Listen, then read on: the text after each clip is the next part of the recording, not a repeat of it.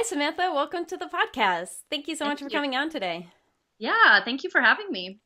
So, give us a brief synopsis of the business that you run. Well, I'm the owner of Rocky Mountain Food Tours. We started in 2010. So a lot of people kind of question, what are you doing? You're leaving a salaried position with benefits to kind of the great unknown. And but I knew that it was worth the risk, and I was young enough that I could do that. So started applying for jobs, couldn't find anything that really was a good fit, and I remember it was in May. My parents were celebrating their anniversary and they were on a trip here in Colorado up in the mountains.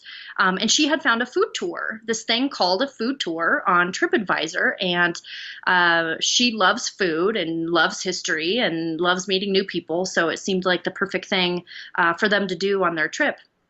And so she called me during the tour and said, "Oh my gosh, we're having the time of our lives. This is incredible. We need to go into business together and start a food tour because you need a job and this is fun. And if we don't do it, someone else will."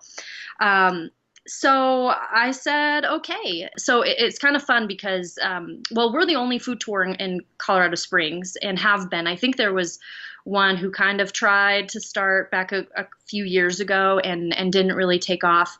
But there's food tours everywhere, so it's novel to where we are here, but it's not really novel to cities that are Colorado Springs and greater. Sometimes cities will have multiple companies that do what we do. And in fact, I went to a conference it was called the Global Food Tourism Conference. And the first ever one was held in, I think, 2015.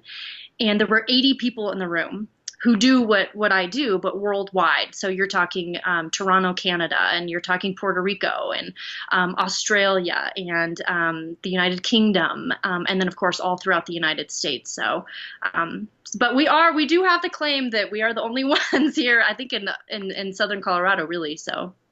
So, let's hear a little bit about what someone would do on a food tour. How often they typically run? How far in advance would you have to book? And what could you expect if you did one?